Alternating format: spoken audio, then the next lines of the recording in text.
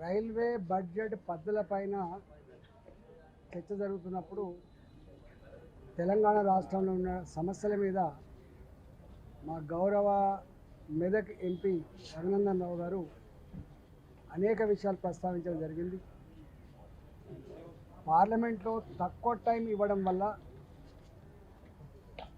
Railway minister గారు మమ్మల్ని కోరింది ఏంటంటే, మీరు మొత్తం రాతపూర్వకంగా మీరు అన్ని సమస్యలు పరిష్కరించే ప్రయత్నం చేస్తా, నేను మీతో ఒక మీటింగ్ ఏర్పాటు చేస్తా, మీరు రాతపూర్వకంగా ఇవ్వమని చెప్పినప్పుడు నిన్న మొత్తం ఇవ్వడం జరిగింది. మల్కాజిగిరి పార్లమెంటు పరిధిలో అనేక రైల్వే లైన్లకు, రైల్వే ఆస్తులకు అన్నిటికీ మిక్కిలి వర్క్షాపులు కావచ్చు, రైల్వే క్వార్టర్లు కావచ్చు, సికింద్రాబాద్ రైల్వే స్టేషన్ కావచ్చు, రైలు నిలయం కావచ్చు, ఇవన్నిటికీ కేంద్ర బిందువు మల్కాజిగిరి పార్లమెంటు.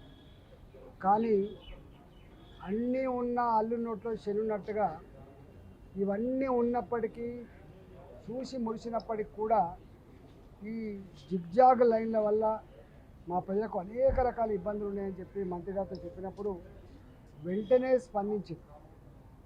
దీంట్లో బొల్లారం ఫ్లైఓవర్ ఆర్యుబి, అదేవిధంగా షెఫిల్ కూడా ఆర్యుబి, వాజ్పేయి నగర్లో ఉన్న ఆర్యుబి, మౌలాలీలో ఉన్నటువంటి ఆర్యుబి, ఇట్లా మల్కాజిగిరి పార్లమెంటు పరిధిలో అనేక ఆర్యుబి, అది అల్వాల్ కావచ్చు, వెంకటాపురం కావచ్చు, సుచిత్ర కావచ్చు, ఇట్లా అనేక రైల్వే లైన్ల పైన ఆర్యుబీలు లేక, ఆర్ఓబీలు లేక గంటల తరబడి ట్రాఫిక్ జామ్ అవుతూ ఉందని చెప్పి వారు చెప్పినప్పుడు వారు అన్నారు, రాష్ట్ర ప్రభుత్వం సహకరించడానికి సిద్ధంగా లేనట్టుంది, రాష్ట్ర ప్రభుత్వం వాళ్ళ కాంట్రిబ్యూషన్ కూడా ఇచ్చినట్టు లేరు, అవసరమైతే రైల్వే డిపార్ట్మెంటే 100కు 100% డబ్బులు కేటాయించి ఈ వాజ్పేయి నగర్ కావచ్చు, షెఫిల్ కూడా కావచ్చు, అల్వాల్ కావచ్చు, బొల్లారం కావచ్చు, ఇవన్నీ ఆర్యూబీలు అన్నీ కూడా కన్స్ట్రక్షన్ చేస్తా అని చెప్పినప్పుడు ఇంకొక మాట కూడా చెప్పిన, ఇవాళ సికింద్రాబాద్ టు బొల్లారం రూట్లో కావచ్చు, మౌలాలి నుంచి సనత్ నగర్లో ఉన్న రూట్ కావచ్చు, ఇవాళ సికింద్రాబాద్ నుంచి గడ్కేసర్లో ఉన్న రూట్ కావచ్చు, ఎక్కడెక్కడైతే పట్టణము లోపల ఈ రైల్వే లైన్లు విస్తరించి ఉన్నాయో, ఎక్కడ వీలైతే అక్కడ అటుపక్క ఇటుపక్క రోడ్డు ఉన్నప్పుడు ఆర్యూబీలు కొట్టండి. హెవీ వెహికల్స్ లేకపోకపోయినప్పటికి కూడా లోకల్గా 2 వీలర్స్ కావచ్చు, ఆటోలు కావచ్చు, కార్లు కావచ్చు, అవి కనుక పోగలిగితే ఈ ట్రాఫిక్ సమస్య నుంచి దూరమైనటువంటి ఆస్కారం ఉందని చెప్పినాం. ఆఫీసులలో పనిచేసే దానికంటే కూడా ఈ ట్రాఫిక్ జాములలో అలసిపోయి చాలా ఎక్కువ ఉందని చెప్పి వారికి చెప్పినప్పుడు వారు బాగా స్పందించారు. రెండో అతి ముఖ్యమైన డిమాండ్ ఏంటంటే, ఎంఎంటీఎస్ రైలు మౌలాలి చెర్లపల్లి నుంచి వెళ్ళి ఇవాళ సనత్ నగర్ ఉన్నప్పటికి కూడా అవసరం ఉన్న కారణం స్టేషన్ లేవు, అవసరం లేని కారణం స్టేషన్ ఉన్నాయి. కాబట్టి మేమన్నాం, ఎక్కడ ప్యాసింజర్లు ఉంటారో అక్కడ మీరు రైల్వే స్టేషన్లు పెట్టండి, వాటికి ఆదరణ దొరుకుతుంది.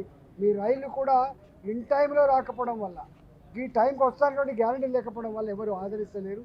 మీరు పక్కా ఎన్ని ట్రైన్లు నడుపుతారో, ఏ టైం నడుపుతారో మీరు ఇండికేట్ చేసి కనుక నడపగలిగితే బ్రహ్మాండంగా ఉండే ఆస్కారం ఉందని చెప్పడం జరిగింది.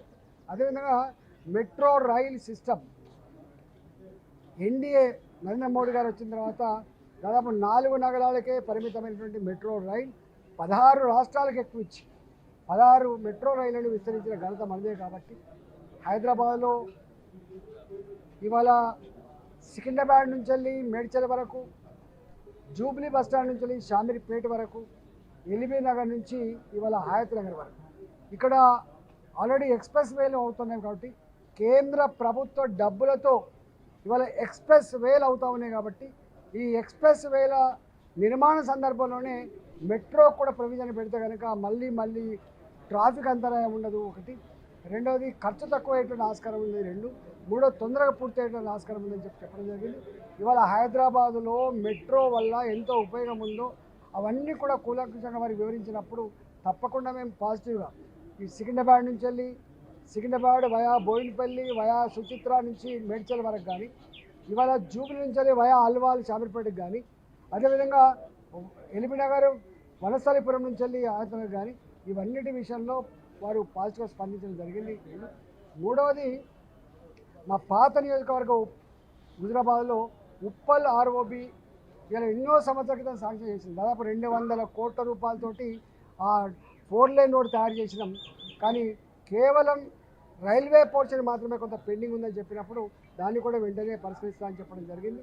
ఇవాళ రైల్వేస్ విషయంలో ఎన్డీఏ ప్రభుత్వం నరేంద్ర మోడీ గారి నాయకత్వంలో ఎక్కడ ఏ సమస్య ఉన్నా కూడా ఫండ్స్కి కొరత లేకుండా, పనికి కూడా కొరత లేకుండా శీఘ్రంగా పూర్తి చేసే దానికోసం ఇవాళ ఒక డిపార్ట్మెంట్ ఏర్పాటు చేసి ఒక వ్యవస్థను ఏర్పాటు చేసి చేస్తూ ఉన్నారు. కాబట్టి డెఫినెట్గా మల్కాగిరిలో రైల్వే పరంగా ఏ సమస్యలు అయితే ఉంటే అవన్నీ కూడా పరిష్కరించే ప్రయత్నం చేస్తాం. అదేవిధంగా రైల్వే ఆస్తులకు వెళ్ళి కాలనీలకు కానీ బస్సులకు కానీ బాటిల్ బంద్ చేసే పద్ధతి ఉంది. దాని మీద కూడా మేము వారికి విన్నవించినప్పుడు డెఫినెట్గా దాన్ని ఒక అంచు నుంచి వెళ్ళి, ఎందుకంటే ప్రభుత్వ యూటిలిటీ కావచ్చు, ప్రభుత్వ ఆస్తులు, ప్రభుత్వ ప్రాపర్టీ ప్రజల అవసరాల కోసం ఉపయోగపడుతుందని చెప్పడం జరిగింది.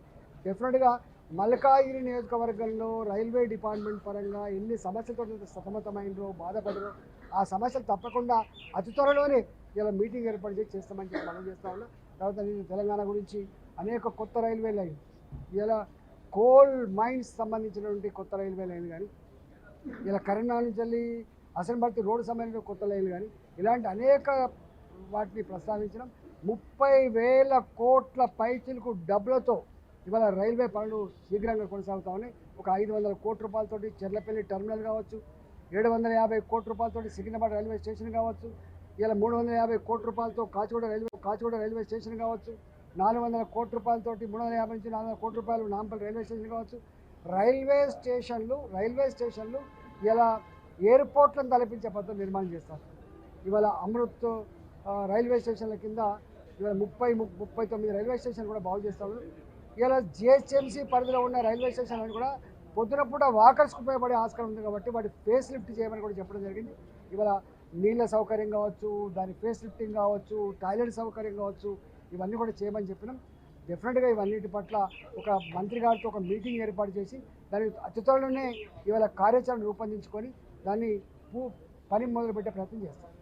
350 నుంచి 400 కోట్ల రూపాయలు నాంపల్లి రైల్వే స్టేషన్ కావచ్చు. రైల్వే స్టేషన్లు ఇలా ఎయిర్పోర్ట్లను తలపించే పద్ధతి నిర్మాణం చేస్తారు. ఇవాళ అమృత్ రైల్వే స్టేషన్ల కింద ఇవాళ 39 రైల్వే స్టేషన్లు కూడా బాగు చేస్తారు. ఇలా జిహెచ్ఎంసీ పరిధిలో ఉన్న రైల్వే స్టేషన్లను కూడా పొద్దున పూట వాకర్స్కి ఉపయోగపడే ఆస్కారం ఉంది కాబట్టి వాటి ఫేస్ లిఫ్ట్ చేయమని కూడా చెప్పడం జరిగింది. ఇవాళ నీళ్ళ సౌకర్యం కావచ్చు, దాని ఫేస్ లిఫ్టింగ్ కావచ్చు, టాయిలెట్ సౌకర్యం కావచ్చు, ఇవన్నీ కూడా చేయమని చెప్పినాం. డెఫినెట్గా